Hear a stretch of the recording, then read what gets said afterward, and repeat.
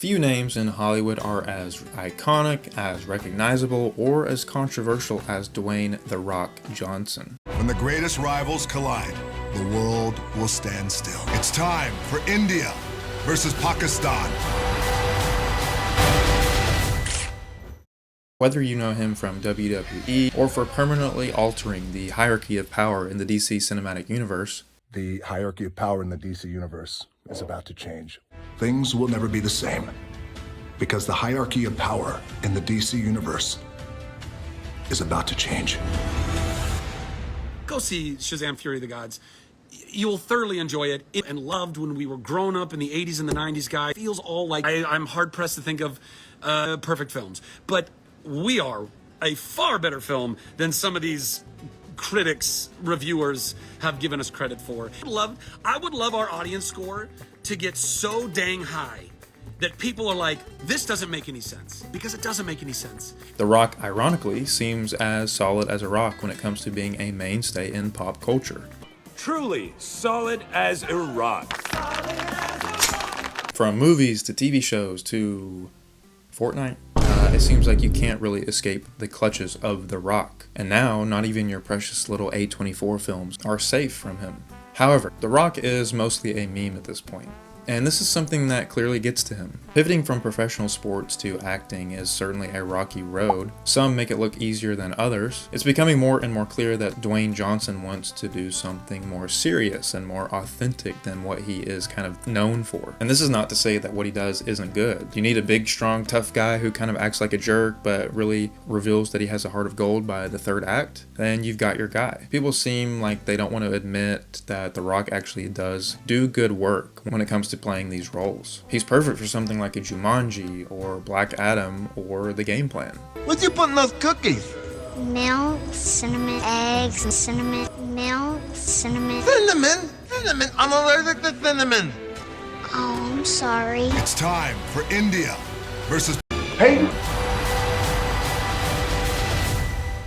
But The Rock doesn't want to just be remembered for being a big muscle guy. It's clear he wants to evolve and grow as an actor and cross the barrier into more serious roles. The Rock has been circling the waters like a shark looking for the perfect project to sink his teeth into. I personally love when roles are given to more unconventional actors. Not only is this exciting, they can make for some truly standout performances. I was really intrigued when I heard that The Rock had been cast in a new upcoming sports drama film about real-life fighter Mark Kerr. Better yet, this film was to be written and directed by Benny Safdie, one half of the seemingly now defunct Safdie brothers duo. You know, the guys that brought us Good Time and Uncut Gems. How you doing, Holly? How's it going? What's Pesach out? All right, Larry, you're a Jew again. Welcome back. Two films that have received immediate praise and are the definitions of instant classics. I was really devastated to learn that the Safdies had disintegrated their working relationship and that their planned Adam Sandler baseball card movie was canceled. But this allowed both of them to, continue their art by themselves, and it's really cool to see that both have a movie coming out in the last few months of 2025. Both with a sports angle and both featuring, some of our biggest working actors today. This doesn't make sense. I'm also a huge fan of The Curse, this really weird limited series created by Benny Safdie and Nathan Fielder. I had to sign up for like 3 different memberships just to get this to play on my TV. It's really weird, it's really cool, I like it a lot, so if you can figure out a way to watch it at home, I highly recommend it. All this to say, I felt like The Rock was in good hands. With Benny at the wheel and a seemingly interesting premise, what could go wrong, right? Right off the bat, I want to say that I don't think The Smashing Machine is a bad movie. It's just kind of uninteresting. Everything about this should have worked more than it does. Benny Safdie's trademark, up-close, uncomfortable, almost voyeuristic directing style is seen throughout the film. There's some really cool music, there's some really cool visuals, and having The Rock is definitely an interesting wrinkle in what otherwise would be a pretty standard sports drama. But visuals and style can only take you so far. Loss plays a key role in The Smashing Machine. I don't want to spoil too much about the movie, but Mark Kerr's actual real-life story is one of managing expectations. It feels good to be the king, but no one gets to sit on the throne forever. Taking something on the chin certainly isn't the most important thing about life. It's definitely awesome to make a lot of money and be famous, but what someone does between the moments of getting destroyed and getting back on your feet are some of the most crucial in their entire life. And Benny Safdie takes a microscope to this very tumultuous point in Mark Kerr's career. The Smashing Machine has a very distinct visual style. It's got a very dark, gritty look.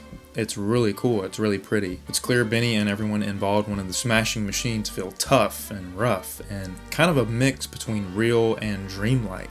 The music is really cool. At times, the Smashing Machine feels more like an ambient visual experiment than it does a typical sports film. The film kind of stops operating as a movie and goes into this more organic, free-flowing state. But after about 30 minutes of this, it's clear that the Smashing Machine simply doesn't have as much juice in the tank as it should. I want to call the Smashing Machine relaxed, but I don't think this is the most accurate way to describe it. I think meandering is a more better way to talk about this movie.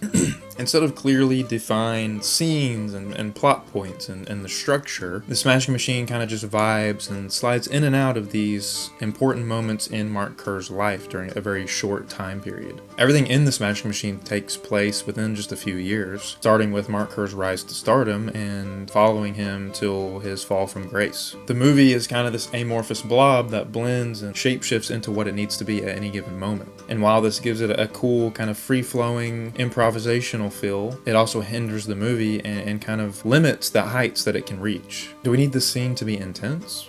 Have Mark Kerr just, sit and we'll play some really weird music over it. Do we need something funny and quirky?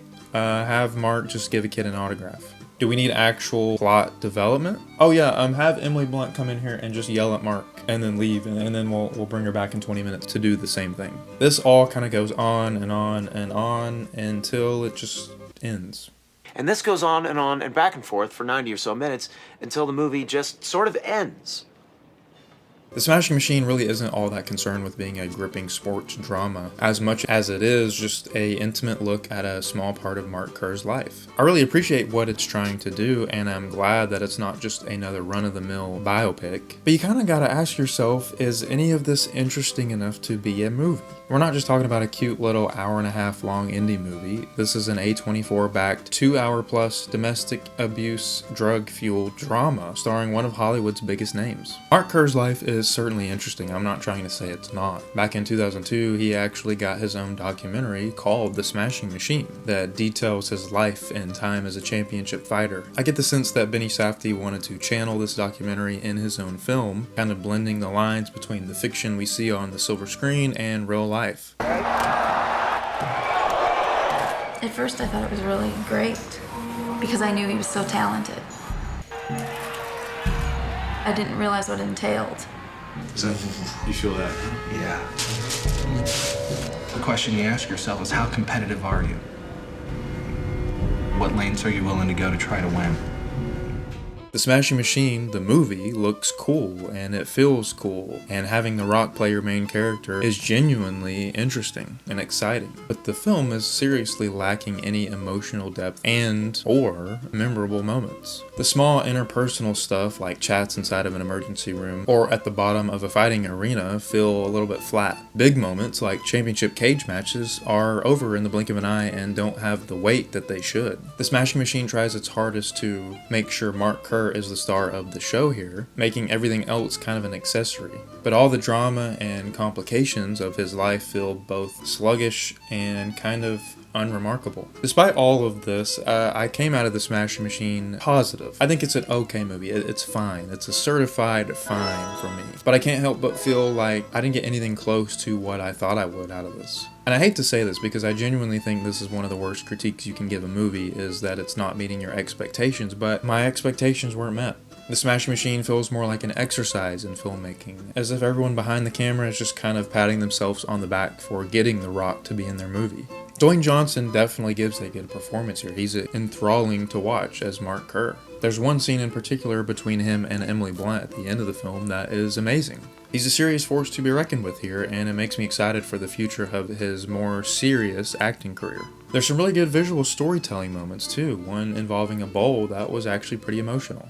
I really liked the part where Emily Blunt rides a carnival ride. It looked cool and it looked pretty, and these were just the parts of the movie that I liked a lot. Benny Safdie knows how to direct a picture and make it all look good and kind of effortless. But again, there's not many thrills or chills or anything to be found in The Smashing Machine. Just a mannered, low-temperature drama that never reaches a boil. Instead, Benny Safdie lets things simmer and simmer and simmer. And this goes on and back and forth for 90 or so minutes until the movie just sort of ends.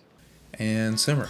Kind of feels like The Smashing Machine is missing the in-between bits, the interstitial fluid that holds movies together, and what remains is a fairly by-the-book, albeit extremely pretty, sports drama. It's not a bad movie, like I said. I would give The Smashing Machine a very slightly positive rating. If you're into sports, specifically mixed martial arts and wrestling and fighting, this is probably a no-brainer. The Rock brings a very unique energy to this movie that I really appreciated, and you can tell he's taking things even more seriously than he did in his other films, like Hobbs and Shaw. Yeah.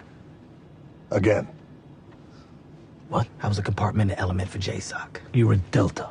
Saber Squad Echo, 24/7, baby. Echo, those guys were the warlocks because of the magic they could do. That's right. Or if that's the case, then I'm gonna say abracadabra, bitch. This was just kind of underwhelming, all things considered. I really do hope The Rock continues to do more interesting things, as he is really good here. Channeling his more serious and vulnerable side is something I want to keep seeing from Dwayne Johnson. But for a movie that kind of feels like it was meant to mark the arrival of The Rock's more serious, I'm here for an Oscar era. The accolades are coming and the award buzz is coming in. So for you, how did it feel to get this kind of feedback? Just incredibly surreal. But I don't know. It instead just kind of feels like a small blip in his already successful career. Look, Dwayne Johnson doesn't really need our praise, he doesn't need our money, but as someone interested in movies, I hope to see him do more stuff like this, and I hope that Benny Safdie continues to do more stuff like this. I think the heart of The Smashing Machine is interesting. It's just, as a movie, I don't know. It is what it is.